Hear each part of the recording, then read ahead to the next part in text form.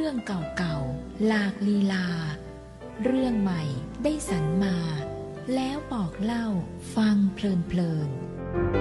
ๆทุกวันอาทิตย์เวลา 17:10 นาทีถึง 18:00 น.ทางสถานีวิทยุแห่งประเทศไทยให้ความรู้คู่ความสุข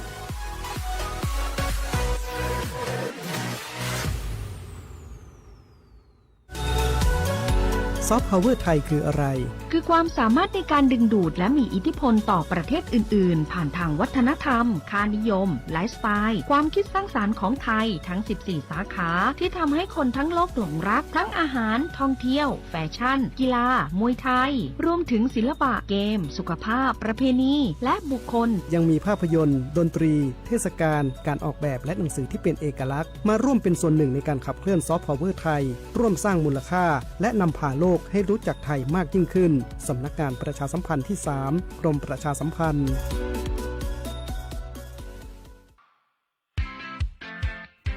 ข่าวดีมาแล้วครับพี่น้องเกษตรกรศูนย์เมล็ดพันธุ์ข้าวเชียงใหม่เปิดรับสมัครโครงการส่งเสริมการเปลี่ยนเมล็ดพันธุ์ข้าวปี 2569 พี่น้องเกษตรกรกลุ่มนาแปลงใหญ่ด้านข้าวสมาชิกศูนย์ข้าวชุมชนชาวนาอาสาสมาชิกสหกรณ์การเกษตรเกษตรกรที่มีพื้นที่ปลูกข้าวเสียหายจากภัยธรรมชาติและสถาบันเกษตรกรอื่นๆในเขตเชียงใหม่ลำพูนและแม่ฮ่องสอนเตรียมเฮพบกับเมล็ดพันธุ์ข้าวคุณภาพดีพันธุ์สันป่าตอง1จำหน่ายในราคาพิเศษสุดๆเพียงกิโลกรัมละ4 บาทหรือกระสอบละ100 บาทเท่านั้นครัวเรือนละไม่เกิน30 ไร่ไร่ละไม่เกิน15 กิโลกรัมรายละไม่เกิน450 กิโลกรัมใครมีคุณสมบัติครบอย่ารอช้าเตรียมสำเนาบัตรประชาชนสำเนาสมุดทะเบียนเกษตรกรและใบสมัครคปม. 01 มายื่นได้เลยเปิดรับสมัครแล้วตั้งแต่วันนี้จนกว่าเมล็ดพันธุ์จะหมดย้ำนะครับหมดแล้วหมดเลยสนใจติดต่อศูนย์เมล็ดพันธุ์ข้าวเชียงใหม่โทร 053-114-062-19 เมล็ดพันธุ์ดีมีคุณภาพต้องที่ศูนย์เมล็ดพันธุ์ข้าวเชียงใหม่หางดงติดกับไนท์ซาฟารี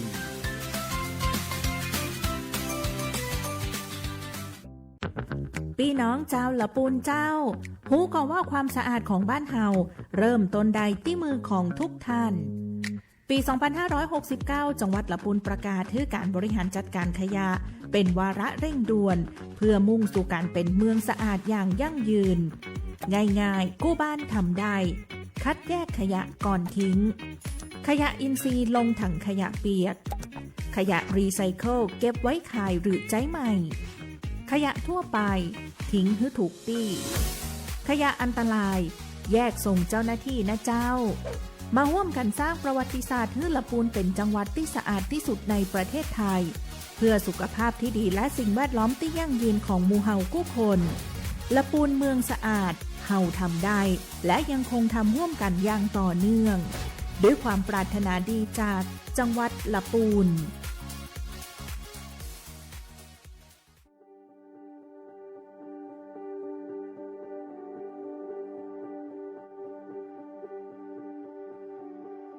ท่านกำลังรับฟังการส่งกระจายเสียงจากสถานีวิทยุกระจายเสียงแห่งประเทศไทยจังหวัดลำพูน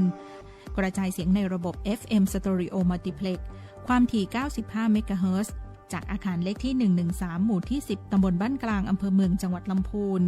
จากนี้ไปสถานีร่วมกับสภาทนายความจังหวัดลำพูนเสนอรายการกฎหมายน่ารู้ค่ะ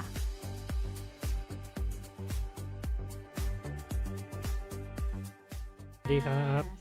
สวัสดีครับสวัสดีครับสวัสดีค่ะสวัสดีท่านผู้ฟังนะคะมิตรรักแฟนเพลงนะคะแฟนเพลงไม่ใช่นะคะ มิตรรักแฟนรายการทุกท่านนะคะของรายการกฎหมายน่ารู้นะคะวันนี้พวกเราทั้ง3ท่านนะคะจากตัวแทนจากสภาทนายความจังหวัดลำพูนนะคะจะเข้ามาให้ความรู้แลกเปลี่ยนข้อกฎหมายกับทุกท่านนะคะก็ท่านสามารถโทรมาสอบถามนะคะทักทายพวกเราได้ที่เบอร์โทรนะคะ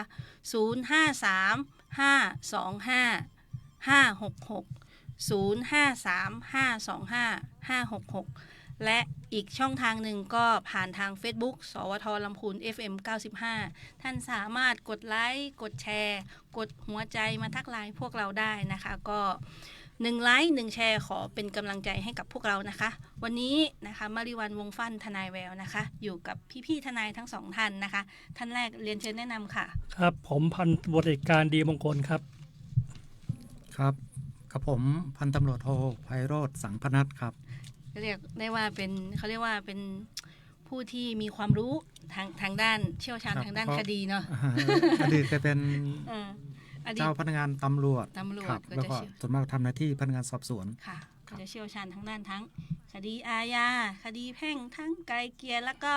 ให้เขาเรียกว่าให้ชาวบ้าน ได้หมด ทุกข์ ได้หมดถ้าสดชื่น ได้หมดทั้งสดชื่นนะปลดทุกข์ก็พวกเราทั้ง3คนนะคะ ก็วันที่15ที่ผ่านมาเนาะ ครับ 15 พฤษภาคมที่ผ่านมา พวกเราก็ได้ไป ไปร่วม ทำภารกิจนะ ครั คะ บ เผยแพร่กฎหมายใช่ ครั ไหมคะ ครับ กับสำนักงานยุติธรรมจังหวัดในหน่วยบำบัดทุกข์บำรุงสุขของจังหวัดลำพูนเคลื่อนที่ครั้งที่ ครับ 5 โดยงานเนี้ยใครเป็นพ่องานนะคะงานเนี้ย โดยท่านผู้ว่านะครับเป็นโครงการของท่านผู้ว่า อ๋อ ประมาณเดือนหนึ่งจะออกไปพบปะเยี่ยมพี่น้องประชาชน ค่ะ ครับผมซึ่ง ก็เดือนละประมาณครั้งหนึ่งนะคะ ใช่ครับจะออกไปแต่ละ แต่ละอำเภ อำเภอนะครับ ที่ผ่านมา ทั่ว เราไปอำเภออะไรนะเทศบาลไหนนะคะพี่ เทศบาลตำบลหนองยวง เทศบาล อำภอเวียง ตำบล หนอง หนอง ร่องครับ ครับ เวียงหนองร่องเนาะ ครับ คนเยอะมากเลยเนาะ ครับ เยอะมาก ร้านค้า ครับ มาก ซึ่ง มายเลย ซึ่งในงานจะมีหน่วยราชการ ค่ะ เขาเรียกจัดเลยจัดบูธหรือ บูธ จัดอะไร ค่ะบูธ อ่า บูธหน่วยงานราชการ ถ้าฝนไม่ตก ครับ เยอะกว่านี้วันนั้นฝนตกมาเลย วันนั้นฝน ครับ ตกเนาะ คือจัดบูธแล้วก็มีถ้าเป็นเกษตรเขาก็จะมีเกี่ยวกับพืชพันธุ์ ค่ะ คือนำมาวางให้ชาวบ้าน ค่ะ เพื่อที่ใครสนใจขอสามารถที่จะขอกล้า แจกพัน ต้น ก ก ล้า ล้าก ลับไปด้วยเนาะ ใช่ครับ ก็โอท็อปแล้วก็สำนักงานเขาเรียกว่าหน่วยงานราชการจังหวัดทั้งหมดเลยนะครับ ในของจังหวัดลำพูนเนาะ ทุกบูธจะมีแจกฟรีหมดนะครับ เห็นมีการแจกฟรีทุกอย่าง เราอยู่บูธไหนคะพี่ เราอยู่บูธสำนักงานยุติธรรมจังหวัดลำ สำนัก พู งาน น ยุติธรรมครับ ซึ่งก็จะมีทั้งเขาเรียกว่าไงคะมีทั้งโบชัวร์แผ่นพับ ก็จะมีทั้งบัวชัวร์แผ่นพับสำนักงานยุติธรรมจังหวัดก็จะมีทั้งเรือนจำจังหวัดลำพูน อ่า สำนักงานความประพฤติ ครับ มี ครับ สำนักงานบังคับคดีนะคะ ครับ ก็เราร่วมกันเพื่อไปให้ความรู้ของภาคประชาชน แต่วันเนี้ยเรามาหยิบยกหัวข้อ ที่คิดว่าหลังจากที่เราไปออกบูธเนี่ยจากที่คนเข้ามาถามเนี่ยเรารู้ว่าประชาชนบางท่านยังไม่รู้สิทธิ์เนาะพี่ ครั เนาะ บ ยังไม่รู้สิทธิ์ว่าสำนักงานยุติธรรมเนี่ยบทบาทหน้าที่ของเขาเนี่ยเราก็คือส่วนหนึ่งในบทบาทของ กระบวนการยุติธรรมเนี่ย ครับ ตรงนี้เนี่ยเขามีหน้าที่หลักอย่างนี้นะคะของ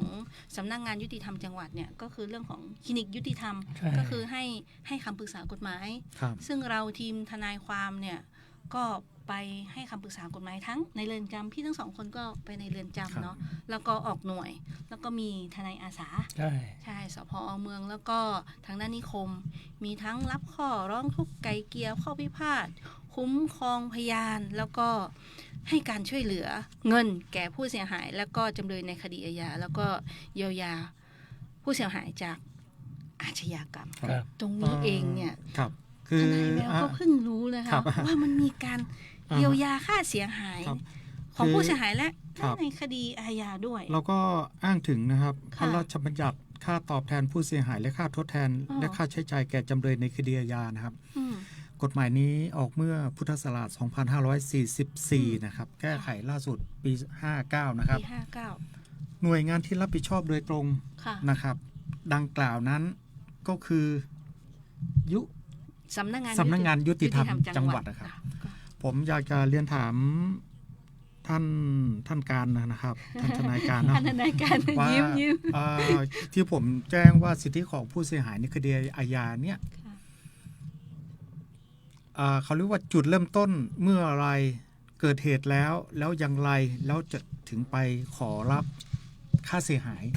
ถ้าผู้เสียหายต้องภายใน1 ปีครับวันเกิด ขอบ เห เข ตุ ตเนาะขอบเขตก็คือ คือภายใน1 ปี ภายในหนึ่งปี ตั้งแต่ นับแต่กระทำความ ใช่วันที่เกิดเหตุเลย วันที่เกิดเหตุ วันที่ถูกกระทำ ไม่เกี่ยวกับคดีอย่างเช่นฆ่าคนตายอย่างเงี้ยมันจะมีอายุความ20 ปี แต่ถ้าหากทำร้ายร่างกายเนี่ยอายุความก็ประมาณ7 ปีอย่างเงี้ย สรุปว่าถ้าทราบเหตุคุณต้องใช้สิทธิ์ภายใน1 ปีห ครั รื บ อ อัน ว่า นั้นไม่เกี่ยวอายุความอาญาฮะอันนี้เป็นอายุความในการขอ ขอค่าชด ความ เช ช่วย ยเหลือ ฮะ ภายใน1 ปี ค่ะ นับ ทุก แต่ กรณี นับแต่เกิดเหตุ เกิดเห ถ้า ตุ เกิดเหตุ อ่า นะครับ ครับผ ทาง ม ทางเจ้าหน้าที่ท่านก็ฝากบอกมาว่า ต้องนับแต่เกิดเหตุนะ อย่านับแต่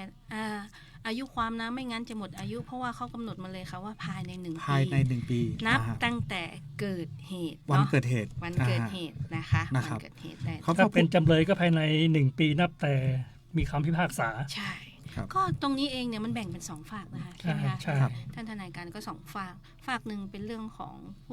ผู้เสียหาย อีกฝากหนึ่งก็คือเป็น จำเลย เขาเรียกว่าภาษากฎหมายของเราเรียกว่าแพะอย่างเงี้ยใช่ไหมไหม ใช่ อ๋อ ใช่ ถ้าเราจะแบ่งเป็น2 ฝากเนาะก็ผู้เสียหายแล้วอีกคดีหนึ่งท่านตัดสินแล้วว่าไม่มีความผิดนะ จำเลยไม่มีความผิด จำเลยไม่มีความผิดนับตั้งแต่คำตัดสินวันนั้นน่ะท่านจะต้องนำมาละตรงนี้เดี๋ยวเขาคงอยากจะรู้ว่ามันมีเงินค่าตรงนี้ด้วยเหรออย่างเงี้ยค่ะขอท่าน ก็ การชี้แจงนิด ถ้าเป็น นึง ผู้เสียหายก็สมมติ ผู้เสียหายในคดีอาญา คดีอาญา หมาย ต้อง ความว่า ต้อง ไง คดีอาญา ครับ ก็ต้องเป็นผู้เสียหายจริงๆครับตามพรบเงินทดแทนตรงเนี้ยไม่ใช่ไปร่วมกระทำผิดนะครับ คือคุณถูกทำร้ายจริง ๆ ไม่ใช่ไปทะเลาะวิวาทในทางเงินขอไม่ได้นะครับ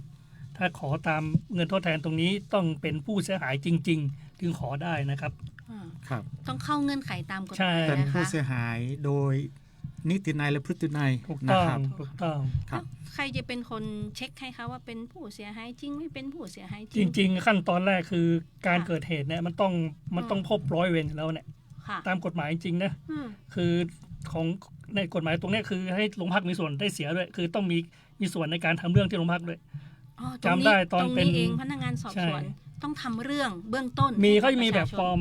ค่ะ ของหน่วยงานไปวางที่โรงพักเลยเป็นสำเร็จรูปเลยมีให้กรอกข้อมูล ครับ อืม ส่วนใหญ่มันไม่รู้ละเลยตรงไหน ครับ ค่ะ แล้วที่ว่ากรอบของผู้เสียหายเนี่ยมันเป็นคดี อืม อย่างไรบ้าง คดีอาญานะฮะ คดีอาญา เช่น นะครับเช่น ถูกทำร้ายร่างกาย ความเสียหายต่อชีวิต ใช่ ร่างกายนะครับ หรือจิตใจ ตายก็ได้ หรือเกี่ยวกับเพศด้วยใช่ไหม ใช่ถูกข่มขืน เพศสิทธิเสรีภาพ ทรัพย์ข่มขืน ครับ เสียชีวิตถูกแทงถูกยิง ใช่ ครับ อ๋อ ประมาณเนี้ย ประมาณนี้โอ้โห เกี่ยวกับร่างกายนะ เกี่ยวกับร่างกาย เน้นเลยร่างกายเลย ร่างกาย ชีวิตร่างกาย บาดเจ็บ แล้ว หรื ก็ อเสียชีวิตเลย เกี่ยวกับเพศได้ด้วย ใช่ กับเพศได้ด้วย ก็เกี่ยวกับร่างกายเหมือนกัน ค่ะ ครับครับ โอ้โหขอบเขตกว้างเลยเนาะ ครับ ก็รัฐบาล ก็อย่าง ให้ ล ก ง รช่วยหลือ ก็ ยอะ เขาจะกำหนดวงเงินอย่างรักษาพยาบาลก็ไม่เกิน 40,000นะครับค่าฟื้นฟูก็ไม่เกิน 20,000 ค่ะ แล้วก็ค่าเสียหายอื่นก็ไม่เกิน 50,000 แต่ไม่ใช่ว่าได้ตามนี้นะครับเขาจะต้องไปดูพิจารณาเพราะว่าที่ขอไปเขาจะต้องดูพฤติการด้วย ค่ะ แล้วก็ต้องมีใบเสร็จรักษาเราจะประกอบกันหลายอย่างเลย ไม่ใช่ว่าจู่ๆได้ตามเรทก็ไม่ได้ ครับคือขอยกตัวอย่างนะถ้าหากมี อ่า บุคคลคนหนึ่ง ค่ะ ถูกแทง ถูกแทง นะครับ อ่าฮะ ถูกคนร้ายแทง ค่ะ รู้ตัวแล้วเจ้าที่ตำรวจโอเคเราคนถูกแทงน่ะรักษาพยาบาลนะครับ รักษาพยาบาลเสร็จมาให้การต่อเจ้าที่ตำรวจ ค่ะ นะครับใช่ไหม ครับ เป็นความเสียหายต่อ ร่างกาย ชีวิตร่างกาย ร่างกาย ในเมื่อตนเองถูกเขาทำร้ายโดยแทง รักษาออกมาให้การต่อเจ้าที่ตำรวจ ค่ะ วิธีปฏิบัติให้การว่า เอาจริงๆเลยไหมเอาสภาพความจริงไม่ต้องเอาสภาพความจริงเนี่ยถ้าตำรวจหรือไม่มีคนแนะนำไม่รู้เรื่องเลย เพราะงั้นพนักงานสอบสวนเลยต้องแนะนำ คือขณะไม่ให้การต่อเจ้าที่ตำรวจ ตำรวจเนี่ยเขาจะคือก็ต้องมันจะมีพรบนี้อีกตัวหนึ่งคือพนักงานสอบสวนเนี่ยต้องเป็นผู้อำนวยความสะดวกแก่ผู้เสียหายในคดีอาญาโดยจะมีเขาเรียกว่าใบแผ่นกรอกข้อความ แล้วทำไมน้องๆไม่ให้ทำกันในฐานะเราเป็นพี่ทำไมน้องๆมันถึงไม่ให้ทำกันเพราะอะไร คือกรอกข้อความเสร็จเรียบร้อยเนี่ยสำเนาติดสำนวนชุดหนึ่งอีกชุดหนึ่งให้เขาเนี่ยให้ผู้เสียหายนะถือไปยังอะไรนะเมื่อกี้ที่เราคุยเมื่อกี้ สำนักงาน สำนักงานยุติธรรม ยุติธรรมค่ะ ครับ ใบแจ้งความทุกวันยังมีอยู่หรือเปล่าเราออกมานาน คื แล้ว อเอกสารนอกจากจะมีเอกสารเกี่ยวกับรายละเอียดของเอกสารทุกนี้เป็นของสำนักงานยุติธรรมส่งมายังสถานีตำรวจ ค่ะ นะครับสถานีตำรวจก็ดำเนินการจดข้อความแล้วฮะ ค่ะ แล้วก็มอบให้แก่ผู้เสียหาย ค่ะ นอกจากนี้ยังมีเอกสารหลักฐานที่จะ ติดไม้ติดมือให้แก่ผู้เสียหายมี หนังสือมอบอำนาจอีกกรณีมาเองไม่ได้ครับถ้ามี ค่ะ ถ้าเป็นสามีภรรยาก็มีทะเบียนสมรสมาแสดงด้วยครับ ค่ะ ถ้าสมมติเป็นคู่สมรสฝ่ายใดฝ่ายหนึ่งตายก็ต้องมีใบมรณบัตรมาแสดง ใบมรณบัตร ต้องมีหลักฐานในการมาทำหน้าที่แทน ไม่ต้องรอจนกระทั่งถึงจัด ไม่ การม ต้อง รดกเนาะ ไม่ต้องถึงขนาดนั้นครับ ไม่ต้องถึง เป็น ขนาด อันนี้เป็นกฎหมายเข้ามาดูแลเบื้องต้นเลย อันนี้เมื่อกี้ฝากแรกนี่กรณีไม่เสียชีวิตใช่ไหมคะ ใช่ ฝากเนี่ยกรณีไม่เสียชีวิตก็คือจะมีเรื่องของค่ารักษาพยาบาล ใช่ 40,000 ค่าฟื้นฟู 20,000 ค่าขาดประโยชน์แล้วก็ค่าทดแทนความเสียหายอีกฝั่งหนึ่งล่ะคะถ้าเป็นกรณีที่เสียชีวิตล่ะคะ ถ้าเสียชีวิตนะครับ ค่ะ เขาถ้าเป็นของผู้เสียหายนะครับเขาจะบอกว่าจ่ายตั้งแต่ 30,000 ถึง ค่ะ ไม่เกิน 100,000 ค่ะ แต่ผมมาข้อสังเกตนะครับถ้าเป็นจำเลยนะ ค่ะ เขาจะบอกกันเลยค่าทดแทน 100,000 บาท อ๋อ แต่ถ้าเป็นผู้เสียหายนะจะกำหนดเลยว่า 300,000 ค่ะ 30,000 ถึง 100,000 30,000 ถึง จะให้สิทธิ์จำเลยเยอะนะ ค่ะ บางทีไอ้พวกแพะทั้งหลายเนี่ย ค่ะ มีสิทธิ์ได้ดีกว่า อืมแล้วก็มีค่าจัดการศพ ใช่ แล้วก็ค่าขาดอุปการะ อันนี้ เลี้ยง อันนี้ ดู คืออันนี้ไม่ต้องห่วงแหละคือถ้าเราไปยื่นเรื่องเนี่ยอันนี้มันจะ ค่ะ เป็นอัตโนมัติเองนะ ค่ะ ทางเจ้าหน้าที่เขากลั่นกรองเองว่าจะมีส่วนไหน เพราะว่าอันนี้มันเป็นแพ็กเกจมาละ แพ็กเกจเนาะ แพ็กเกจมาเลย ท่าน ค ล รั อบ งลองนึกภาพดีๆนะคะ สมมติว่าถ้าเราเกิดเหตุลักษณะเนี้ยแล้วเราไม่รู้สิทธิ์เนี่ยค่ะว่าเจ็บเราก็ต้องบาดเจ็บเองเราก็ต้องมาเสียเงินเอง เราก็ไม่รู้สิทธิ์ตามกฎหมายว่าเราจะต้องไปแจ้งใครไปสถานีตำรวจ บางทีบางสถานีตำรวจก็ไม่มีทนายอาสา ท่านเองก็สุดท้ายท่านก็ต้องรู้สิทธิ์แล้วก็พึ่งพาตัวเอง แต่ถ้าสถานีตำรวจไหนมีทนายอาสานะคะท่านก็สามารถที่จะเข้าไปปรึกษาทนายอาสาได้ทุกๆพื้นที่นะคะที่ ตอน มี นี้ ท เรา นาย ก็ อา มี สา ที่ไหนมีของ มี ปัด สพ เมืองลำพูน เมืองลำพูน แล้ นิ วก็ คม ครับ นะคะ เห็นประธานบอกว่ากำลังขยายไปป่าซาง ขยาย ขอ ไป ขยาย ไป ป่า ป่า ซา ซาง ง ครับ ดังนั้นเนี่ยตรงนี้เองเนี่ยท่านเห็นทนายอาสาตรงโรงพักท่านถามได้เลยนะคะว่าเคสนี้เป็นยังไง สมมติว่าท่านพนักงานสอบสวนเขายุ่งเนาะยุ่งท่านก็สามารถเข้าไปนั่งพูดคุยก่อนได้เลยนะคะ ครับเฉพาะผู้เสียหายในคดีอาญานะครับ ค่ะ คือหากเสียชีวิต ทางระเบียบของสำนักงานยุติธรรมนะออกไว้บอกว่าไม่เกิน 200,000 ประกอบด้วยค่าทดแทน 100,000 บาท จัดการศพ 20,000 ค่ะ ค่าขาดอุปการะเลี้ยงดู 40,000 40,000 ค่าเสียหายอื่นๆอีก 40,000 รวมแล้วก็จะไม่เกิน 200,000 บาท ไม่เกิน 200,000 บาท ผมมีเคสหนึ่งลักษณะเนี้ยคือลูก ค่ะ ชายถูกคนอื่นฆ่าตายนะครับ ฆ่าตายไปสู่ชั้นตำรวจนะครับ ค่ะ ตำรวจก็ให้แม่เนี่ยนะครับ คือตำรวจออกหลักฐานให้แม่ เพราะว่าแม่ต้องมีสิทธิ์ได้รับนะครั ใช่ บ ใช่ใช่ถือว่าเป็นทายาท ครับทายาท ค่ะ แม่นะก็ถือเอกสารจากตำรวจแล้วก็ ค่ะ ไปยังเนี่ยสำนักงานยุติธรรม ยุติธรรมจังหวัดค่ะ คือจ่ายตามระเบียบของทางราชการเต็ม 200,000 บาท เต็ม 200,000 บาทโอ้ต้อง ครับ ขอบคุณเลยเนาะ หากกรณีเสียชีวิต ค่ะ หากไม่เสียชีวิตเนี่ย ค่ะ ก็ค่าทดแทนคำว่าค่าทดแทนคือค่าเสียหายตามปกติ คือได้รับอันตรายแก่คือประเมินค่าหรืออะไรประมาณนั้นประเมินค่าได้รับอันตรายแก่จิตใจมานะ อืม มีเคสหนึ่งที่ลักษณะถูกอนาจารนะครับ ค่ะ ถูกอนาจารแล้วก็ถูกชกด้วย อืม ไปติดต่อขอยังสำนักงานยุติธรรม ค่ะ ทางสำนักงานเนี่ยก็เบิกทำเรื่องส่งเบิกได้อยู่ 15,000 อื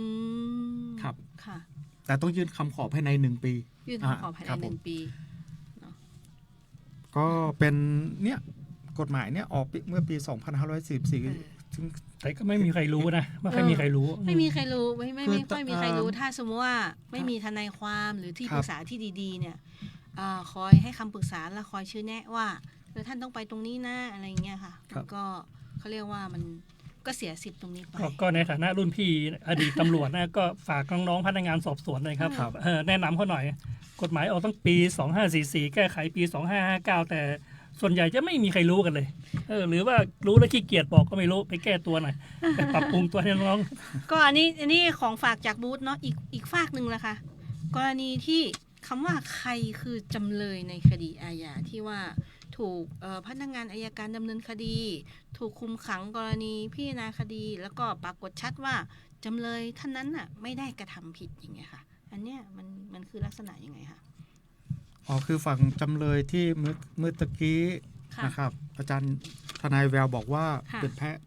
ใช่ใช่ ใช่ไหม ค่ะ คำว่าจำเลยเนี่ย อืม ก็คือถูกฟ้องต่อศาล ค่ะ ฟ้องต่อศาลแล้วเป็น ใช่ จำเลย ใช่ นะครับ ค่ะ ถูกโจทย์นะถูกอัยการ ค่ะ ฟ้องต่อฟ้องจำเลยต่อศาลละ ใช่ ศาลประทับ ค่ะ ฟ้องเรียบร้อยแล้ว ค่ะ ฟ้องศาลแล้วจำเลยเขานั้น บอกว่าตนเองไม่ได้กระทำความผิดจึง อืม ต่อสู้คดี ค่ะ นะครับ ต่อสู้คดีตั้งแต่ชั้นจนกว่าคดีจะถึงที่สุดแล้วกัน จนกว่าคดีถึงที่สุดแล้วศาลพิพากษาว่าจำเลย มิได้กระทำความผิด ต้องมีคำพิพากษา อย่ามาว่าแพะนะ บอกว่าแพะไม่ได้ อันนี้แพะคือส่วนหนึ่งแค่นั้นเอง คือจำเลยต้องมิ เออ ได้กระทำความผิด เออ หากว่ายังมีคือยังไงมันมีอีกวลีหนึ่งก็คือศาลพิพากษาว่ายังมีข้อสงสัย เหตุสงสัยย มี ก เหตุสงสัย ยังมีเหตุสงสัยเนี่ย แต่ยกฟ้อง ดูเหมือนมันมีคดีหนึ่งที่จำนะ ไม่ได้เหรอ จะถ้ามีเหตุสงสัยไม่ได้ใช่ไหม ต้อง ไม่ได้ ชัดว่า ต้องชัดว่า ต้อง ไม่ ฟ้อง กระ ไม่ ทำ ก ความผิดระทำความผิด ค่ะ ถ้ามีเหตุสงสัยไม่ ไม่ได้ เข้าเคสนี้ไม่ได้ อันนี้คือ ประสบการณ์จริง เคยได้รับฟังมา แต่ อ๋อ ข้อที่จริงจะเป็นไง ถ้าหากศาลยกฟ้องทุกคดีเนี่ย ใช่ว่าจะขอ ตรงนี้ได้ ฮะ จะต้องเป็น อันเนี้ยค่ะตาม จำเลยไม่ ตามโบรชัวร์ของ อ่าฮะ กรมคุ้มครองสิทธิ์ จำกัด เนาะ ความนะครับ คือต้องพนักงานอัยการฟ้องต่อศาลนะครับ ถ้ากรณีผู้เสียหายเป็นจ้างทนาย โจทย์ ฟ้อง เอ เอง งไม่เข้าหลักเกณฑ์ ไม่เข้าหลักเกณฑ์นะ อ่า คะ ใช่ ไม่เข้าเหรอถ้ ไม่เข้า ถ้า ต้องพนักงานอัยการฟ้องต่อศาล เหร ต้องเป็นพนักงานอัย แล้ว กา ก็ ร เท่านั้น และ ที่ฟ้อง และถูกจำคุกช่วงที่ไม่ได้ประกันตัวนะ ไม่ได้ อยู่ในเรือนจำแล้วก็สู้คดีไปยัง อยู่ ตัว ระ เอ ห ง ว่าง ยังอยู่ใน พิจารณาคดี ใช่ ใช่ใช่ ตัวเองก็อยู่ในเรือนจำอย่างเงี้ยเข้าเกณฑ์ เข้าเกณฑ์ ใช่ เขาถึงว่าต้องเข้าเกณฑ์ตามกฎหมาย ใช่ ค่ะ ครับ ก็ในโบรชัวร์ก็จะเขียนเนี่ยไม่มีรูปแพะด้วย มีรูปแพะแล้วก็ในโบรชัวร์เขาว่าที่เป็นแพะในโบรชัวร์ท่านก็จะเขียนไว้แบบนี้ค่ะ ขอรับปรากฏหลักฐานชัดเจนว่าจำเลยไม่ได้เป็นผู้กระทำความผิด ใช่ค่ะ แล้วก็มีการถอนฟ้องในระหว่างดำเนินคดี แต่เท่าที่ผ่านประสบการณ์มานะคือจำเลยเขาจะปฏิเสธมาแรกเลยว่าไม่ได้ทำผิด ใช่ แต่เราก็มีการจับกุมแล้วบางทีเนี่ยบางที ค่ะ ประจับไปกลัวเสียของไปอัดพยานเท็จเข้าไปอีก เนี่ย อย่างนี้แหละ โอ้โห ลักษณะแบบนี้แหละ มันก็เชิงแพะนั่นแหละ ครับ เนี่ยเขาก็บอกว่า เออ ท่านก็เลยบอกแล้วนะหากคุณตกเป็น ก็อันนี้ก็จะท่านฝากมาประชาสัมพันธ์ ดังนั้นเนี่ยหลักฐานที่ท่านจะต้องนำไปเนี่ยต้องมีอะไรบ้างคะอาจารย์ คือถ้าหากเป็นจำเลย นะคะ แล้วต่อสู้คดีศาลพิพากษาว่ามิได้เป็นผู้กระทำความผิด ค่ะ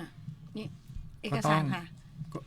จะมี ต้องยื่นคำร้องภายใน1 ปี ค่ะ ตั้งแต่คำพิพากษา หนึ่งปีเหมือนกัน ใช่ 1 ปี คำพิพาก นับแต่วัน ษา มีคำพิพากษา อันถึงที่สุด ใช่ ค่ะ ครับเอกสารหลักฐานประกอบด้วย คือเจ้าตัวในเมื่อไม่เรียกกระทำความผิด ค่ะ ก็ต้องถูกปล่อยออกจากเรือนจำ ค่ะ ต้องไปรีบติดต่อยังสำนักงานอะไร สำนัก นะ งานยุติธรรม ยุติธรรม ยุ นะ ติธรรม ภายใน1 ปีละ ค่ะ สำนักงานยุติธรรมก็ จ้ะ ยื่นแบบคำขอให้ ค่ะ นะครับแล้วก่อนที่เราจะไปเราจะต้องเตรียมตัวมีอะไรบัตรประชาชน ค่ะ นะครับ หนังสือรับรองคดีถึงที่สุด ค่ะ นะครับ แล้วก็คำพิพากษาของทุกชั้นศาลอะไรประมาณเนี้ย ค่ะ นะครับ หนังสือรับรองคดีถึงที่สุด หรือ ครั ห บ นังสือมอบอำนาจ ถ้าสู้ถอนฎีกาก็ต้องรอศาลฎีกานะครับ ก็ ถ้าถึงที่สุดถึงศาลฎีกาถึงจะใช้ จะ ได้ มี อ่า สำเนาใบแต่งทนายความนะคะ ท่านอย่าลืมนะคะ เคสนี้ท่านต้องมีสำเนาใบแต่งทนายความ เนาะ ครับ แล้วก็สำเนาคำพิพากษาทุกชั้นเลยนะ ครั คะ บ แล้วก็สำเนาหมายขังหมายจำคุกและหมายปล่อยสำคัญที่สุดคือหมายปล่อย เพราะว่าแล้วก็หนังสือสัญญาว่าจ้างความเนี่ยท่านนี่คือเบื้องต้นนะคะเบื้องต้นที่ท่านจะต้องเตรียมไปในการประกอบกรณีที่ท่านเป็น ตกเป็นจำ เล เลย ยแล้วต่อสู้คดี ต่อสู้คดีแล้ว แล้ว ท่าน พิพากษาว่ามิได้เป็นผู้กระทำความผิดครับ โอ้โห เคสนี้นี่ ยากที่จะรู้เหมือนกันนะคะ ถ้าสมมติเราไม่มาสื่อสารเนาะ ครับ เป็นเคสคดีอาญา ครับ ก็มีแต่ว่ามีคดีอาญา มีท่านทนายไพโรจน์มีของฝากจากบูธมีอะไรอีกบ้างคะ มีคือเอาณปัจจุบันเนี่ย ค่ะ คณะผมดำรงตำแหน่งเป็นรองสารวัตรจราจรนะรองสารวัตรนะ อ่าฮะ พวกเราก็เขาเรียกว่า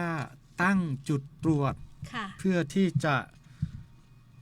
ตรวจค้นจับกุมผู้ อืม กระทำความผิด ค่ะ กฎหมายอาญาทั่วไป ค่ะ รวมถึงกฎหมายจราจรด้วย ค่ะ รวมถึงพรบขนส่งด้วยนะครับ โดยนะครับตั้งจุดตรวจแสดงสัญลักษณ์อะไรให้เรียบร้อย ผู้ขับรถมอเตอร์ไซค์รถยนต์ ค่ะ เราตรวจ1ใบขับขี่ ใบขับขี่ นะครับ ใบขับขี่นี่ต้องเอายื่นให้หรือว่าโชว์ได้คะท่านในกฎหมายมันบอก โชว์ได้ โชว์ได้ โชว์ได้ เนาะ ครับ โชว์ได้นะคะไม่จำเป็นต้องยื่นให้เนาะยื่นให้นี่คือ ครับ มอบให้แล้วเนาะ ฮะ ยื่นให้ ครับผม แบบนี้ ก็ตรวจสอบใบขับขี่เอาแค่ว่าเขาเรียกว่าเกินกำหนดระยะเวลาไหมนะครับ ค่ะ ก็ต้องตัวใบขับขี่ตรวจดูว่ารถนั้นเสียภาษีประจำปีหรือไม่นะครับ ค่ะ นอกจากนั้นบางคนไม่สวมหมวกกันน็อกเราก็คือดำเนินการจับกุม แต่เป็นความผิดเล็กๆน้อย ค่ะ ๆปรับนะครับ มันมีอัตราโทษปรับ ค่ะ แล้วเมื่อปรับ100-200นะครับ ปรับ ก็ถือว่าอาญาคดีอาญานะก็ หมดไป หมดไปครับ ค่ะ ทำไมทนายแววว่าทำไมเราเนี่ยบางครั้งเนี่ยเด็กนะบอกว่าเนี่ยผมจะไปแค่นี้ไปโรงเรียนแค่นี้เอง ผมไม่ใส่หมวกกันน็อกทำไมผมต้องถูกจับทำไมตำรวจใจร้ายประมาณเนี้ย ค่ะ นะครับ คือผมคิดดูนะครับ เคยไปอบรมเกี่ยวกับอุบัติเหตุจราจร ค่ะ เขาบอกว่าการสวมใส่หมวกกันน็อกนะครับสำหรับ ค่ะ ผู้ขับขี่มอเตอร์ไซค์รวมทั้งผู้ซ้อนท้ายด้วยเวลา ค่ะ เกิดอุบัติเหตุอวัยวะร่างกายเราเนี่ยศีรษะ ค่ะ เป็นสิ่งที่ สำคัญที่สุด สำคัญและอ่อนโยน ถึงแม้มันจะแข็งนะ ค่ะ แต่ถ้าไม่ใส่หมวกน่ะถ้าล้มอุบัติเหตุกระแทกกับขอบฟุตบาทนะครับ เสียชีวิต หากเนี่ยไอ้กระโหลกน่ะแตกหรือร้าวเนี่ย ค่ะ มันก็จะเป็นเหตุให้ต้องผ่าตัดต้องเสียค่าใช้จ่ายนะครับ บางทีถึงกับพิกลพิการไป ค่ะ นะครับ แล้วคนที่เดือดร้อนภายหลังก็คือ บุพการีพ่อแม่พี่น้องอะไรก็ตามเถอะ ค่ะ แขนหักเนี่ยยังใส่ดามเฟือกได้นะ แต่ถ้าสมองกระทบกระเทือนถึงอย่างที่ว่าเนี่ย ค่ะ นะครับ ด้วยเหตุนี้นะครับ ทางเขาเรียกว่ากฎหมายเนี่ย ค่ะ รัฐเนี่ยจะเป็นผู้คิดคำนวณอะไรทุกอย่างก็จึงออกกฎหมายฉบับนี้นะครับ เพราะว่าคุณต้องใส่หมวกกันน็อกนะมิงั้นคุณผิดนะ ถ้าเจอด่านอะไรประมาณเนี้ย อ๋อ แต่ทำไมต้องมีโทษปรับ ค่ะ ทำไมต้องจับด้วย ก็ด้วยเหตุ คือถ้าหากใส่หมวกกันน็อกเนี่ย อุบัติเหตุล้มปั้งไอ้ตัวหมวกกันน็อกเนี่ย มันจะมีเขาเรียกเครื่องป้องกัน ค่ะ มีให้ เขาเรียกว่าฟองน้ำป้องกัน ฟองน้ำข้างใน ป้อง นะ กันค่ะ มีให้สมองได้รับความกระทบกระเทือนศีรษะก็ไม่ คือมันกระทบถูก แล้วมันเลยตัวนั้นก็แรงซับกระแทกใช่ไหม ใช่ค่ะ ก็เป็นเหตุให้ไม่ได้รับอะไรนะ อุบัติเหตุ ไม่ แล้วก็ ได้รับอุบัติเหตุ ทางสมอง อาจถึงกับรุนแรงนะครับ เอาต่อมา ใส่หมวกกันน็อกแล้วนะครับ ใส่หมวกกันน็อกแล้ว แต่แขนหักอย่างเงี้ย ค่ะ แขนหัก แล้วรถคันเนี้ยตำรวจก็จะตรวจสอบว่า คุณทำประกันภัยคุณทำเสียภาษีประจำปีไหม ถ้าเสียภาษีประจำปีปั้ง มันจะเชื่อมต่อทางขนส่งนะจะบังคับให้ทำ พรบ ผู้ประสบภัย เขาจะบังคับให้ทำเกี่ยวกับ พรบคุ้มครองการทำประกันภัย เขาเรียกว่าเป็นพระราชบัญญัติ ค่ะ พระราชบัญญัติอะไรนะผมลืม ที่เราพูดกันง่ายๆพรบคุ้มครอง พรบคุ้มครอง ก็ถือว่าพรบฮะ ค่ะ คือไปเสียภาษีแล้วคุณก็จะต้องทำพรบด้วย ใช่ นะครับ ค่ะ มันเชื่อมโยงกันละหลังจากทำพรบเมื่อกี้อะถ้าล้มลงศีรษะไม่เป็นไรแต่แขนหัก อ่า นะครับ พรบถ้าสมมติว่ามีพรบเนี่ยมันดีกว่าไม่มีพรบยังไง ใช่ใช่เพราะว่าพรบคุ้มครองยังไงคะ คือพรบเนี่ยสำหรับผู้ที่ขับขี่แล้วก็เขาเรียกว่าโดยสาร ผู้ซ้อนท้าย ซ้อนท้ายก็ได้ ค่ะ รถยนต์ก็ทั้งขับขี่ทั้งผู้ ผู้ซ้อนค่ะ เขาเรียกว่าผู้อยู่ในห้องโดยสาร ผู้อยู่ในห้องโดยสาร ขับได้รับความคุ้มครองตามพรบ ค่ะ นะครับ ผมก็จะถามว่าพรบเนี่ยมอไซค์เนี่ยทำประมาณ322 บาท ค่ะ รถยนต์ทำอยู่ประมาณ645 บาท ค่ะ ตรวจเช็คมาละ แต่ถ้าเกิดอุบัติเหตุเนี่ยสมมติว่าเราอุบัติเหตุแขนหักเนี้ยรักษาโรงพยาบาลพรบเป็นผู้จ่ายจำนวนเท่าไหร่ครับพอทราบไหมครับ กี่บาทค่ะอาจารย์กี่บาท อะไรตอนนี้ ค่ารักษาพยาบาลเนี่ยสูงสุดไม่เกิน 80,000 อืม ถ้าตายอ่ะ ค่ะ 80,000ค่ารักษาพยาบาลนอนโรงพยาบาลอยู่15 วัน อ่า สมมตินอน15 วันคิดอีกได้วันละ200อันนี้ได้200ได้คือได้สำหรับตนเองนะคนเจ็บ คนเจ็บ ค่า แต่ นอนค่านอน ค่านอน ค่ะ วันละ 200 บาท 200ครับวันละ200คนเจ็บ อ่าฮะ แต่ค่ารักษาพยาบาลทั้งใส่เฟือกอะไรเลยเดือน15 วันแพทย์คิดว่า 50,000ตนเองก็ไม่ต้องจ่ายค่ารักษาพยาบาล ค่ะ นะครับโดยโรงพยาบาลเนี่ยก็จะประสานกับบริษัทคุ้มครองประกันภัยกลาง ของประกัน เบิกโดยตรง เบิกโดยตรงเลย ครับ ก็คือเราไม่ต้องเสียเงินไปจ่ายก่อน ใช่ 50,000แต่ว่าทางโรงพยาบาลเขาเคลมเอง ใช่เคลมเอง ประหยัดเงินเนาะเป็นครึ่งแสนนะ ก็ ค่ะ ผมพูดเมื่อตะกี้ว่าทำไมตำรวจถึงจับหมวกกันน็อกทำไมต้องจับที่ไม่ทำภาษี ค่ะ เกี่ยวกับรถ อ่า คุณต้องไปทำภาษีแล้วไอ้ขนส่งต้องคุณทำภาษีแล้วคุณต้องทำพรบควบคู่กันมา ค่ะ ผมมองเป็นสิ่งที่มันเป็นประโยชน์อะ ค่ะ มอเตอร์ไซค์คันหนึ่ง300ต่อปีแล้วก็คุ้มครองทางคนขับคนนั่งซ้อนท้ายด้วย ค่ะ นะครับสรุปกรณีผู้ประสบภัยได้รับบาดเจ็บนะรักษาพยาบาลไม่เกิน 80,000 80,000นะครับ เสียชีวิตล่ะคะ เสียชีวิต 500,000 500,000 บาทโอ้ ไม่เอาไม่ละเอาใจเย็นคือถ้าขับไปดีๆเนี่ย ค่ะ กรณีขับไปดีๆเนี่ย ค่ะ กรณีเสียชีวิต เราไม่ได้เป็นผู้กระทำความผิดมัน2 คันชนกันมี2 คันชนกันมีฝ่ายประมาทและไม่ประมาท ค่ะ ไม่ประมาทถ้าเสียชีวิตได้อยู่ 500,000 500,000โอ้ ฮะ500,000 ค่ะ 500,000 บาท แต่ฝ่ายประมาทมันจะมีอีกช็อตหนึ่งจะได้อยู่ประมาณท่านการจำได้ไหมประมาณเท่าไหร่เนี่ย จำไม่ได้ ถ้าหากไม่ประมาท มัน นะอันนี้เดี๋ยว ก็ ขอ ก็ ค้น ไม่ถึง ข้อ คือ มูล เขาจะคุ้มครองบุคคลที่3ไงแต่ อืม บุคคลที่3คือเขาไม่ดูว่าตรงเนี้ยประมาทไม่ประมาทก็จะดู ค่ะ บุคคลที่3เลยแต่ไอประมาทเนี่ยน่าจะไอคนขับนั่นแหละ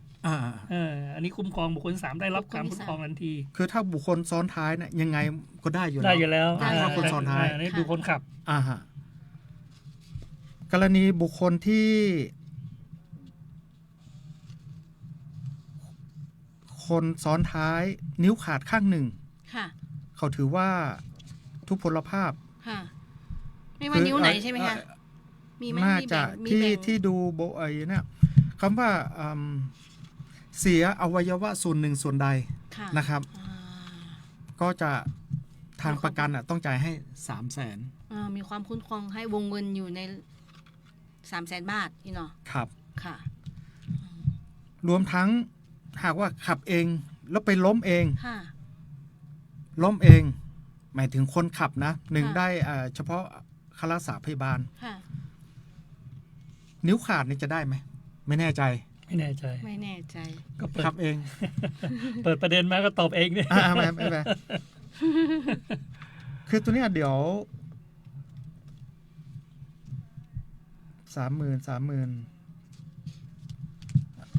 คือผมดูแล้วทนายไพโรจน์เขาต้องการสื่อให้เห็นว่าเนี่ยเงินพรบมอเตอร์ไซค์300 กว่าบาทเอง ฮะ รถยนต์600 กว่าบาทเอง อ่า แต่ถ้าหากอุบัติเหตุเกิดขึ้นน่ะมันคุ้มครอง มันคุ้ม หลายเท่าตัว หลายเท่าตัว นี่แหละ ค่ะ จุดประสงค์ จุด เอากี่บาทผมว่าค่อยดูอีกทีดีกว่า แต่อยากวัตถุประสงค์คือทนายไพโรจน์ต้องการให้ไปทำกันเนี่ย อย่าเสีย เอาไปทำ เสียอะไรเสียมากเสียง่ายเลย อ่า สุภาษิตเลย เสียน้อยเสียยากเสียมากเสียง่าย นั่นแหละ น่าจะเป็นแบบนั้น ก็ เขาเรียกว่าประกันภัยมีไว้คุ้มครองนะคะ ท่านเนาะเงินในกระเป๋าท่านนะคะ แล้วก็สิทธิประโยชน์อะไรมากมายเนาะ ครับเดี๋ยวยังไม่จบเมื่อตะกี้น่ะที่ ค่ะ ผมบอกว่าสมมติถ้าเป็นคนขับนะครับ สิทธิ์ของเขาเนี่ยค่ารักษาพยาบาล ค่ะ คือที่ผมพูดได้เต็มใน80,000อะไรเนี่ย ค่ะ หากเป็นค่าเสียหายเบื้องต้น ยังมิได้พิสูจน์ความ ผิด ผิด ค่ะ ว่ายังไม่ได้พิสูจน์ความผิดถูกหรือว่าประมาทหรือไม่ประมาท กรณีได้รับบาดเจ็บนะเบื้องต้นตามจริงไม่เกิน 30,000 บาทต่อคน ค่ะ นะครับแต่ถ้าคนซ้อนท้ายคุณเอาไปเต็มไปเลย ค่ะ 80,000เพราะคุณไม่เกี่ยวใช่ไหมแต่ถ้าผู้ขับ2คนเนี่ยได้รับค่ารักษาพยาบาลเอาไปเลย 30,000 บาทนะครับหากกรณีทุพพลภาพหรือสูญเสียอวัยวะนะครับก็จะได้อยู่ 35,000 บาทต่อคนนะครับกรณีเสียชีวิตนะครับจะได้รับค่าปลงศพก่อน 35,000 บาทกรณีนี้ยังไม่พิสูจน์ความผิดยังไม่พิสูจน์ความผิดที่พูดมาพิสูจน์มาละที่เราเนี่ยเฉพาะอันนี้คือถ้าเป็นคนซ้อนเนี่ยคุณได้สิทธิ์เต็มคุณหรือว่านั่งโดยสารข้างหน้าข้างหลังได้แต่ถ้าหากเป็นคนขับคุณได้ค่าสิทธิ์แค่เบื้องต้นนะครับโอ้โหยอดเยี่ยมท่านก็ค้นหาเนาะประเด็นเยี่ยมมากเจอเยี่ยมทีนี้ของฝากจากวูดเนี่ยมี2เรื่องนะคะมีเรื่องของสิทธิ์ทางด้านเหยื่อเนาะเหยื่อเรื่องของกรณีที่เป็นคดีอาญาผู้ได้รับบาดเจ็บกรณีเสียชีวิตไม่เสียชีวิตกรณีที่เราไม่ผิดแล้วก็เรื่องของพรบแต่ทีนี้มีอีกเรื่องหนึ่งวันนั้นเดินเข้าบูธมาเลยนะเดินเข้าบูธมาแต่ว่าท่านก็มาคำถามเราคำถามแบบง่ายๆเนาะถามเรื่องเกี่ยวกับเงินกู้ใช่ไหมคะเดินยิ้มมาเลยนะคะเงินกู้แล้วเราก็บอกว่าเดี๋ยวเราจะมาตอบคุณพี่ที่รายการนี้นะคะไม่ทราบว่าคุณพี่รอฟังอยู่ไหมเนาะให้ตอบประเด็นไหนดีก็เป็นเรื่องพี่เข้ามาถามเราค่ะว่ามีคนมากู้เงินใช่ไหมคะกู้เงินเพื่อไปจ่ายค่าเทอมลูกมีสัญญาเงินกู้มีหนังสือรับสภาพหนี้เรียบร้อยแล้วแต่ตอนเนี้ยพอไปถามเขาถึงเวลาไปถามค่าเทอมลูกก็จ่ายแล้วถึงเวลาจะจ่ายแล้วไม่มาคืนเราเนี่ยจะต้องทำยังไงคะพี่ทนายการยังไงก็ต้องไปถ้าจะฟ้องก็คงฟ้องเองได้นะแต่ส่วนใหญ่ก็มันก็ลำบากมันไปไม่ถูกเส้นถูกสายคือทำไม่เป็นนะกฎหมายให้สามารถฟ้องเองได้แต่ยังไงก็มีทนายดีที่สุดมีทนายดีที่สุดเบื้องต้นต้องทำยังไงคะทนายเราทนายเขาก็ต้องทำหนังสือยื่นโนติสไปก่อนนะโดยปฏิบัตินะโนติสนี่คือยังไงคะโนติสหนังสือบอกกล่าวหนังสือบอกกล่าวยืมเงินคุณยืมเงินนางนี้ไปนู่นนี่นั่นให้มาคืนนะถ้าไม่คืนจะคิดดอกเบี้ยตามสัญญาหรือตามผิดนัดแล้วแต่กรณีสัญญาจะทำยังไงหนังสือบอกกล่าวทวงถามเนี่ยระหว่างเราทำเองกับทนายความทำเนี่ยทนายความมันทำเองมันชัดเจนอยู่แล้วนะก็ถ้าสมมติว่าเอาอย่างนี้นะคะสมมติว่าประโยชน์ของมันเนาะก็คือแตะแค่นิดเดียวนะคะหนังสือบอกกล่าวทวงถามจากทนายความถือว่าเป็นหนังสือตามกฎหมายนะคะถ้าสมมติว่าลูกหนี้ยักย้ายถ่ายเททรัพย์มันก็จะเป็นหนึ่งในที่ว่าโกงเจ้าหนี้นะคะก็คือว่ามันดีกว่าที่ว่าท่านจะไปเขียนหนังสือเองทวงซึ่งมันไม่ได้หลักตามกฎหมายถูกจริงแต่ไม่ได้หลักตามกฎหมายแต่ว่าถ้าท่านให้ทนายความทำหนังสือสัญญาบอกหนังสือบอกกล่าวทวงถามก็จะเป็นหนังสือตามกฎหมายเพราะทนายความมีอำนาจตามกฎหมายเนาะพอทำตรงนี้เสร็จเรียบร้อยแล้วลูกหนี้ไม่ติดต่อมาเลยจะต้องทำยังไงต่อคะทนายก็ต้องดำเนินการทำยังไงคะฟ้องพอฟ้องเนี่ยมันก็คือมันต้องมีหลักฐานไม่เราเป็นทนายเดี๋ยวเราจะว่าเอาดีให้ทนายคือกฎหมายเนี่ยเขายังให้สามารถดำเนินการเองได้อยู่ใช่ถูกต้องดำเนินการได้เจรจาไกล่เกลี่ยได้แต่ข้อโดยปฏิบัติจริงๆมันต้องบริการทนายมันถึงจะ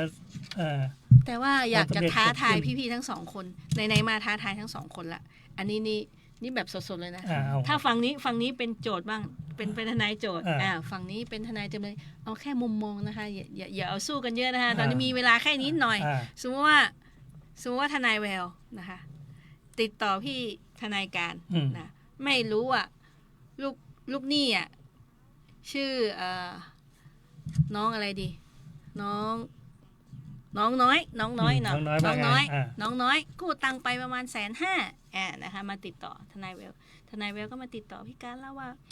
ขอทำหนังสือบอกกล่าวทวงถามให้นิดหน่อยนางไม่หนีไม่จ่ายโพสต์บุ๊กก็แบบโพสต์เฟซบุ๊กอยู่ดีกินดีเข้าร้านกาแฟแต่ไม่กล้าไปแคปมาก็กลัวเรื่องคดีหมิ่นประมาทอีกละนะคะก็ขอพี่ทนายการช่วยหน่อยพี่ทนายการจะต้องอยากได้เอกสารอะไรจากทนายแววบ้างคะที่จะต้องไปทำเรื่องของการฟ้องสัญญากู้มีไหมมีเปล่าสัญญากู้ค่ะมีไหมมีค่ะสัญญากู้มีแล้วจะให้พี่ตอบประเด็นไหน ต้องมีเอกสารอะไรบ้าง อ๋อเอกสารเหรอ ค่ะ ก็สัญญากู้นะหนังสือถ้ามีหนังสือบอกกล่าวก็หนังสือบอกกล่าวพี่ต้องทำเนาะ ทำทนายต้องทำ ใบบัตรประชาชนตอนทำสัญญามีไหมระหว่างสองฝ่ายเนี่ย เขียนแต่เลขบัตรได้ไหมอ่ะ ได้ เขียนแต่เลขบัตรได้ ได้ เนาะ ได้ ค่ะแล้วดอกเบี้ยก็ไม่ได้เขียนเขาว่าร้อยละเท่าไหร่ ได้ไหมคะสัญญาอย่างนี้ได้ไหม ได้เนาะ ได้ แล้วก็ไม่มีพยานนะคะพี่ ไม่มี แต่มีแต่ผู้ มี ให้กู้ จะ กับ ดู ผู้ ว่า กู้ จะมีว่าลายมือชื่อคนกู้มีไหม ค่ะ สำคัญที่สุดดูประเด็นเดียวแหละ า ไอ้เรื่องดอกเบี้ยมันว่ากันทวงไม่ได้กับผิดนัดไป อ่า ไม่มีจริงๆรู้สึกศาลจะกำหนดให้ด้วยซ้ อ่าโอเค แล้วพี่ก็ทำยื่นฟ้อง ยื่นฟ้อง ยื่นฟ้องไป สมมติว่าพี่ทนายไพโรจน์ละมาละเป็นทนายฝ่ายจำเลย เป็นทนายของน้องน้อยเนี่ย จะต้องทำยังไงคะพี่ประเด็นเนี่ยพี่คิดว่า จำเลยก็บอกว่า อืม ไม่ได้กู้ อ๋อ ไม่ได้ลงลายมือชื่อ อ๋อ เพราะไม่มีเอกสาร ไม่มีเอกสาร ไม่ได้กู้ ไม่ได้มีเอกสารประมาณเนี้ย เอาพี่สู้พี่มีสัญญาส่งมาเลยไง อ่า มีสำเนาสัญญาในคำฟ้องไงมีแล้ว ครับ บางกรณีเขาจะมีบอกอย่างเงี้ยน้องน้อยนี่เขาบอกว่าจ่ายมาเยอะแล้ว จ่ายเป็นดอกคิดทบต้นทบดอก ครับ อะไรเงี้ยนะประมาณเนี้ยนะครับ แล้วตัวเลขนะออกข้อความเกินความเป็นจริง เออส่วนมากถ้าเป็นประเด็นอย่างนี้นะคะพี่มันจะยังไง ก็ต้องนำสืบ ต้อง ใครกล่าวอ้างสมมติจำเลยกล่าวอ้างจำเลยก็ต้องมีหน้าที่นำสืบเปิดประเด็นใหม่ใช่ไหม เอ้า ในเมื่อเป็นสัญญาปลอมสมมติเนี่ยในเมื่อจำเลยกล่าวอ้าง ถ้าจำเลยปฏิเสธเนี่ยโจทย์เป็นผู้นำสืบแล้ว อ่า แต่นี้จำเลยปฏิเสธว่าเอาเป็น ค่ะ สัญญาปลอมไม่ได้รับเงินจริง อันนี้เป็นภาระการพิสูจน์ก็ต้องตกแก่จำเลยไป ถ้าสมมุติว่าไม่ถึงกับสืบล่ะคะทางทนายกับทนายสองคนเนี่ยสามารถคุยกับลูกความได้ไหมคะ จะเอาทั่วไปก็คุยกันอยู่แล้วแหละ เนาะ บางทียกโทรศัพท์คุยกัน จริงๆ เอา แล้ว ยังไง เนี่ย อีกรายนี้ ถ้ามาศาลเนี่ยมันจะมีกระบวนการว่าไกลเกลี่ยก่อนที่มันจะสืบใช่ไหมคะว่าทนายแต่ละทนายก็คุยกันแล้วเอาไปจริงไหมชำระมาเท่าไหร่ลดกันได้ไหมอะไรยัง ใช่ ไง ส่วนมากเนี่ย ค่ะ ผู้กู้กับผู้ให้กู้เนี่ย อืม จะทราบกันเองว่า เคยชำระเท่าไหร่ โทษ ดอกเบี้ยเท่าไหร่ มันเกินเงินต้นหรือยัง อืม ส่วนมากจะตกลงกันได้ เพราะว่าจะกู้500,000เงี้ยฉันจ่ายไปแล้วมันเหลือประมาณสัก200,000 ค่ะ ก็จะทำสัญญา ปณี ยอ ประ ม นอม ปณีประน ยอ อ ม ม ความ เหลือ200,000 งั้นหักมุมเลย มามุมนี้หักมุมเลย ทำไมหักมุมเลยคือไม่ต้องจ้างทนายเลยอันนี้สมมตินะ ไปที่ศาล อ๋อได้มีขั้นตอนการไกลี่เกลี่ยก่อนฟ้องไม่ต้องไปรบกวนทนาย ไม่ต้องเสียเงิน ไม่ต้องเสียเงิน ไปที่ศาลทุกจังหวัด ค่ะ บอกไปขอปณีประนอมไปขอไกลี่เกลี่ยก่อนฟ้องเจ้าหนี้นะ ค่ะ แล้วก็ทางศาลเขาจะมีให้เจ้าหน้าที่ลงมาดูแลส่งหนังสือเชิญมาคุยกัน อืม คุยกันตกลงกันได้นะทำสัญญาปณีประนอมยอมความมันมีผลเท่ากับเอาทนายฟ้องเองเลย ประเด็นเนี่ยส่วนมากจะเป็นเจ้าหนี้หรือลูกหนี้ไปศาลค่ะ เจ้าหนี้ดิส่วนใหญ่เจ้าหนี้ลูกหนี้ก็ไปได้นะลูกหนี้ก็บอกว่า ม ถูกฟ้องเนี่ยข้อที่จริงมันไม่ใช่นะลูกหนี้ก็สามารถทั้งเจ้าหนี้และลูกหนี้ไปขอเจรจา อันนี้เนี่ยส่วนมากเนี่ยทางศาลเขาจะบริการให้กับคนที่มีอาชีพปล่อยกู้ หรือเฉพาะคนที่ถูกกู้เงินจริง ๆ แล้วไม่มีสตางค์ ใช่ เนี่ย ถ้าอาชีพปล่อยกู้ศาลไม่รู้จะทำหรือเปล่านะไม่รู้ เออ ทนายไม่เอามีความรู้ตรงนี้ไหมถ้าเกิดมีอาชีพปล่อยกู้แล้วไปแบบนี้เขาจะทำให้หรือเปล่า มันมีค่ะวันก่อนนี้มีโอกาสได้นั่งร่วมรายการกับศาลจังหวัดลำพูนของเราเนี่ยพี่ เต็นท์ตรงกันข้ามเราเขาก็มาให้ความรู้เรื่องเนี่ยการเจรจาก่อนฟ้องว่าเจ้าหนี้กับลูกเนี่ยมาที่เนี่ยแต่เรื่องของเงินกู้เนี่ยท่านก็จะบอกเลยว่า จะต้องเป็นคนที่ไม่มีตังค์นะ แล้วก็เข้าข่ายตามกฎหมายก็คือ ถ้าคุณมีอาชีพปล่อยกู้เขาจะไม่รับเรื่องของคุณ เพราะว่าเขาถือว่าคุณมีสตังค์ให้คุณไปจ้างทนาย ก็ถักมุมอีกหน่อย กรณีที่ผมบอกเนี่ย ค่ะ ก็หมายความว่าจู่ๆเราอยู่บ้านดีๆเนี่ยคนข้างบ้านมาเดือดร้อน อ๋อ มาขอยืมครับลูกจะเปิดเทอม โอ้นี่ไปได้เลยไปได้เลย นี่คือกรณีแบบนี้นะ แบบนี้นี่ไปได้เลย ไปหา ไปได้เลยไปหาได้เลย ไกลเกลี่ยก่อนฟ้อง ไกลเกลี่ย แต่กรณี ก่อนฟ้อง คุณออกดอกเบี้ยรายวันรายปีรายเดือนแล้วจู่ๆก็จะไปใช้ตีกิน โอ้ จะ นี่ ฟ ไม่ รี ได้ ไม่ได้ นี่ไม่ได้ เออ ศาลตรวจเลย อันนี้คือมุมมองตรงไกลเกลี่ยก่อนฟ้องคือผู้เสียหายจริงๆ ค่ะผู้เสียหายจริง ๆ ก็มันก็จะกลับวกเข้ามาเรื่องที่ว่าถ้าเราทนายทำฟ้องแล้วอะไรต่างๆเนี่ยถ้ามันมีการปล่อยเงินกู้เกินกว่ากฎหมาย เงินได้รับจริงไม่จริงคือเวลาท่านไปชั้นเนี่ยมันก็ไก่เกลี่ยยังไม่ต้องถึงสืบพยานเพราะว่าทุกอย่างมันตกลงกันได้คนสองคนกู้กันไปเนี่ยรู้กันอยู่แล้วสองคนว่าเงินมันเป็นยังไงอะไรเท่าไหร่จ่ายกันไปเท่าไหร่ซึ่งปัจจุบันศาลก็จะมีเนาะว่าถ้าเราเป็นคนให้กู้มันก็จะมีตารางใช่ไหมคะว่าคุณเคยรับเงินของเขามาอะไรเท่าไหร่ตารางที่บันทึกรับบันทึกเนี่ยค่ะถ้าไม่มีแนบเนี่ยศาลก็จะไม่ให้ทนายอย่างเราฟ้องใช้หลักอะไรมาตราแพ่งพอแพ่ง653ป่ะใช่ต้องมีตารางควบคุมว่าคุณให้ต้นเขาไปเท่าไหร่เขาจ่ายดอกมาเท่าไหร่เพราะว่าศาลก็ต้องการดูว่ามันกู้กันจริงไหมจ่ายเงินมาเท่าไหร่แล้วมีหลักฐานไหมตามนั้นไหมอะไรเงี้ยมันก็ช่วยกระบวนการดังนั้นเนี่ยหลายๆเรื่องนะคะมันจบลงได้ที่การไกล่เกลี่ยถ้าเรารู้สิทธิตามกฎหมายถ้าเรารู้จักทนายความรู้จักไปปรึกษาทนายอาสานะคะหรือว่าท่านไม่รู้จะไปถามใครท่านก็ไปหาที่สภาทนายความจังหวัดลำพูนอยู่ตรงนี้เองนะคะก่อนถึงกาดตรงแยก4แยกเนาะหมู่บ้านกินพาร์คนะคะก็จะมีสภาทนายความจังหวัดลำพูนอยู่ตรงนั้นท่านสามารถเข้าไปปรึกษาได้หรือท่าน